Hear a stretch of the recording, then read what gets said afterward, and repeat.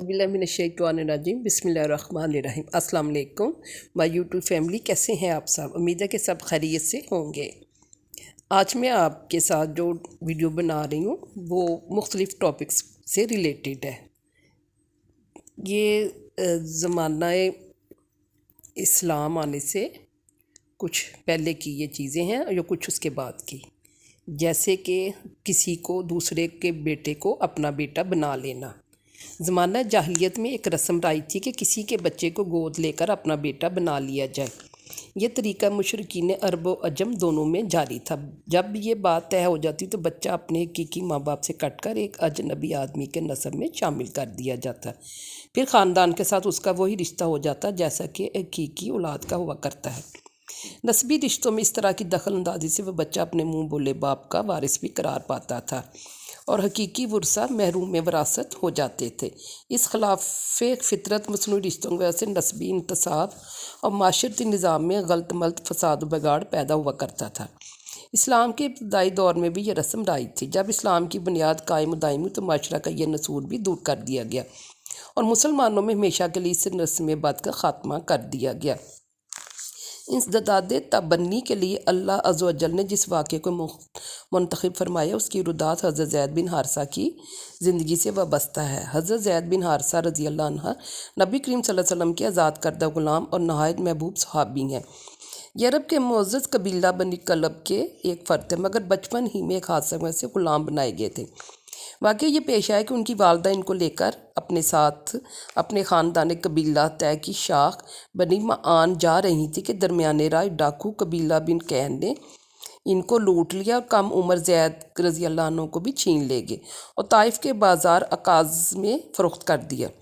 सईदा खदीजा के बरादर ज़ादा हकीम बिन हज़ाम ने ज़ैद को अपनी पुप्पी सईदा खदीजा की खिदमत के लिए ख़रीद लिया। हज़रत ज़ैद बिन हारसा भी 8 साल ही के थे। सईदा खदीजा को नबी करीम सल्लल्लाहु अलैहि वसल्लम की रफ़ीक हयात होने का शर्फ हासिल हो गया। निकाह के बाद सईदा खदीजा ने ज़ैद बिन हारसा को नबी करीम सल्लल्लाहु अलैहि वसल्लम की खिदमत में पेश कर दिया। नबी करीम सल्लल्लाहु अलैहि वसल्लम को ज़ैद बिन हारसा रज़ी अल्लाह अन्हु के अदाद तवार बहुत पसंद है और आपने इनको अपना बेटा बना लिया। हज़रत अब्दुल्ला बिन उमर रज़ी अल्लाह अन्हु की रिवायत के लोग उस दिन से ज़ैद को ज़ैद बिन मोहम्मद सल्लल्लाहु अलैहि वसल्लम कहने लगे और उस वक़्त तक कहते रहे कि अल्लाह ताला ने ये आयत नाजिल फरमा दी। यह आयत सूरह अहज़ाब की आयत नंबर 5 है। उसका तर्जमा कुछ इस तरह से है, तुम अपने मुँह बोले बेटों को उनके बाप दादाई की निस्बत से पुकारा करो। अल्लाह के यहाँ इंसाफ की बात यही है। अलगरज नबी करीम सल्लल्लाहु अलैहि वसल्लम ने हज़रत ज़ैद रज़ी अल्लाह अन्हा और अपने चचा हज़रत हमज़ा के दरमियान भाईचारा करवा दिया और वो दोनों हकीकी भाइयों की तरह रहने लगे। ये नबूवत से कबल का वाक़या। अलगरज जब हज़रत ज़ैद की गुमशुदगी ने इनके वालिद हारसा रज़ी अल्लाह अन्हु को बेचैन व बेकरार कर दिया था और वह ज़ैद की तलाश में सरगर्दां थे। उसने इत्तफाक से कबीला बनु क्लब के 4 आदमी हज करने मक्का मुकरमा आए और वहाँ हज़रत ज़ैद को देखा, पहचान गए। हज़रत ज़ैद ने भी इन लोगों को पहचाना और अपनी मौजूदगी की इत्तला दी। हारसा रज़ी अल्लाह अन्हा उनके भाई काब ने जब ये सुना तो तेज़ी से मक्का मुकरमा आए और नबी करीम सल्लल्लाहु अलैहि वसल्लम की खिदमत में हाज़िर होकर अर्ज़ किया कि आप ज़ैद को हमारे हवाले कर दीजिए, जो भी ज़र फ़िदिया हो ले लीजिए। नबी करीम सल्लल्लाहु अलैहि वसल्लम ने दोनों से फरमाया, ज़ैद रज़ी अल्लाह ने जिस सूरत को पसंद करता है उसको मैं इख्तियार देता हूँ, चाहे वो तुम्हारे साथ चला जाए या मेरे साथ रहना पसंद करे। हारसा और उनके भाई काब ने इस राय पर इत्तफाक किया क्योंकि उन्हें यकीन था बेटा बहरहाल बाप ही को तरजीह देगा। चुनांचे ज़ैद रज़ी अल्लाह अन्हु को बुलाया गया। आपने इरशाद फरमाया कि तुम इनको जानते हो? ज़ैद ने कहा, क्यों नहीं, ये मेरे बाप और चचा हैं। आपने इरशाद फरमाया, फिर जो तुमको लेने हैं अब तुमको चेहरा चाहे इनके साथ जाओ या मेरे यहाँ रहो। हज़रत ज़ैद ने फौरी अर्ज़ किया, मैं आप पर किसी को तरजीह नहीं दे सकता, मेरे बाप और चचा जो भी हों वो आप ही हैं। हारसा को यह खिलाफ तवक्का बात बहुत नागवार गुजरी। कहा, ए ज़ैद तुझ पर अफसोस है, तुमने ग़ुलामी को आज़ादी पर बाप दादा और ख़ानदान पर अजनबी को तरजीह दे दी।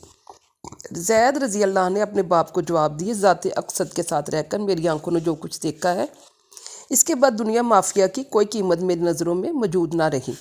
मैंने अपनी बकिया ज़िंदगी आप ही के साथ गुजारने का फ़ैसला कर लिया है। इस जवाब पर नबी करीम सल्लल्लाहु अलैहि वसल्लम ने हारसा को हाज़रीन को बताया, मैंने ज़ैद को रज़ी अल्लाह अन्हु को आज़ाद कर दिया, वो मेरा ग़ुलाम नहीं बल्कि बेटा है। हारसा ने जब यह सुना तो बहुत खुशी का इजहार किया और बाप और चचा दोनों मुतमईन वापस हो गए। हज़रत ज़ैद रज़ी अल्लाह अन्हा नबी करीम सल्लल्लाहु अलैहि वसल्लम के साथ ज़िंदगी गुजारते रहे। हारसा गाहे बगाहे आकर دیکھ جاتے اور اپنی آنکھیں ٹھنڈی کر لیا کرتے تھے۔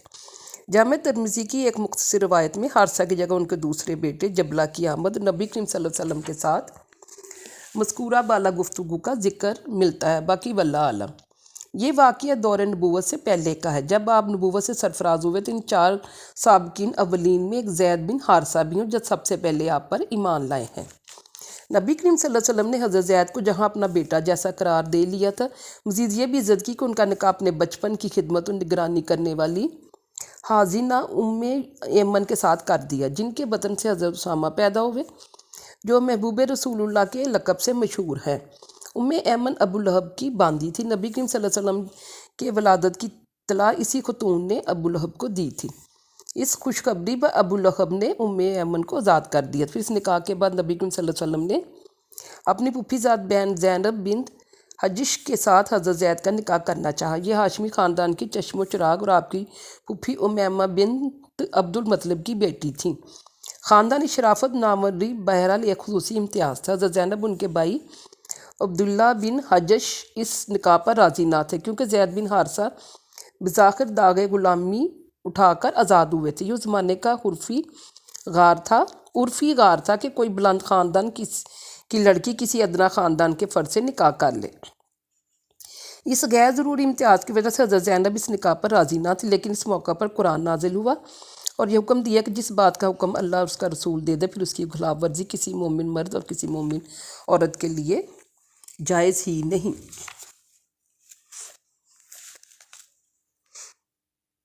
جب اللہ اور اس کا رسول کوئی فیصلہ کر دے تو پھر کسی مرد مومن کسی عورت مومنہ کو ان کے اپنے معاملے میں کوئی اختیار باقی نہیں رہتا، اور جس شخص نے اللہ اور اس کے رسول کی نافرمانی کی بلا شبہ وہ گمراہی میں پڑ گیا۔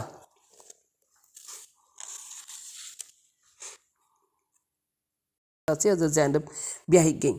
اس طرح خاندان نبوت ہی سے فخر بالانصاب کی جڑ کاٹ دی گئی اور تقوی اور نیکی کو شرافت و بزرگی کا اصل معیار قرار دے دیا گیا۔ حضرت زید بن حارثہ حضرت زینب اگرچہ عقد نکاح میں منسلک تھے، لیکن حضرت زینب کا یہ خاندانی رجحان مٹ نہ سکا کہ وہ قریشی ہاشمی، ان کے شوہر بہرحال ایک آزاد شدہ غلام اور غیر قریشی ہیں، اس لیے حضرت زید کو اپنے کم درجہ ہونے کا احساس نہ تھا۔ اس کے علاوہ رسول اللہ صلی اللہ علیہ وسلم کے منہ بولے بیٹے ہونے کا شرف بھی پایا تھا۔ جب حضرت زینب کے شوہر ہو گئے تو پھر کسی کمتری کا احساس کیوں آتا؟ بہرحال حضرت زینب حضرت زید کی دو متضاد فکر نے آپس میں خلوص و محبت کا رشتہ قائم نہ ہونے دیا۔ بے لطفی کی زندگی کا دور شروع ہو گیا، دونوں کے تعلقات کشیدہ ہو گئے۔ 1 سال سے کچھ زیادہ مدت گزری تھی کہ حضرت زید نے طلاق دینے کا فیصلہ کر لیا۔ نبی کریم صلی اللہ علیہ وسلم کی خدمت میں آ کر بار بار شکایت پیش کرتے تھے، عرض کرتے یا رسول اللہ میں زینب کو طلاق دینا چاہتا ہوں، لیکن آپ ہر بار یہی فرماتے اپنی بیوی کو نہ چھوڑو، اللہ سے ڈرتے رہو۔ مطلب یہ تھا کہ تقوی اختیار کرو، کیونکہ تقوی کی زندگی اچھے نتائج پیدا کرتی ہے۔ اس نااتفاقی صورتحال نے وحی الہی کا وہ ابدی فیصلہ قریب کر دیا۔ اسلام جو دین فطرت ہے، اس میں تبنی کی رسم جاہلی کا خاتمہ کر دیا جائے۔ جس طرح رسول محترم صلی اللہ علیہ وسلم کے خاندانی سے فخر بالانصاب کا بت ڈھا دیا گیا، اسی طرح تبنی کی رسم جاہلی کا خاتمہ بھی اسی رسول اکرم کے عمل سے کیا گیا۔ چنانچہ وحی الہی نے آپ کو اس بات کی اطلاع دی کہ زید اپنی بیوی کو طلاق دے دیں گے، اس کے بعد زینب آپ کے نکاح میں آئیں گی اور آپ کو زینب سے نکاح کرنا ہوگا۔ چونکہ نبی کریم صلی اللہ علیہ وسلم یہ خوب جانتے تھے کہ عرب کے موجودہ ماحول میں منہ بولے بیٹے کی متعلقہ بیوی سے نکاح کر لینا کوئی آسان کام نہیں، بلکہ سخت ترین آزمائش اور الزامات سے دوچار ہونا ہے، کیونکہ منافقین خاص طور پر مشرکین عرب کو یہ موقع ہاتھ آ جائے گا کہ اب وہ نبی پر اپنے بیٹے کی بیوی سے نکاح کرنے، اس پر نظر رکھنے کا الزام عائد کریں گے اور عام لوگوں کو گمراہ کرنے کا ایک نیا حربہ ہاتھ آئے گا۔ چنانچہ واقعات نے ایسا ہی ثبوت فراہم کیا۔ بہرحال آپ نے وحی الہی کے اس فیصلے کو نہ حضرت زید سے ظاہر کیا، نہ کسی اور صحابی سے، بلکہ اس کو اپنے دل میں محفوظ رکھا، چونکہ اللہ کا یہ فیصلہ زید کے طلاق دینے کے بعد کا تھا، اس لیے کہ نبی کریم صلی اللہ علیہ وسلم ہر بار زید کو یہی مشورہ دیتے کہ زینب کو طلاق نہ دو اور صبر و ضبط سے کام لو۔ منشا یہ تھا کہ جب طلاق ہی نہ ہوگی تو نکاح کرنے کا فی الحال سوال پیدا نہ ہوگا۔ اس طرح مشرکین و مخالفین کے جھوٹ و بہتان و طعن و تشنیع اور طوفان بدتمیزی سے نجات ملے گی اور انہیں سادہ دل انسانوں کو گمراہ کرنے کا موقع بھی فراہم نہ ہوگا۔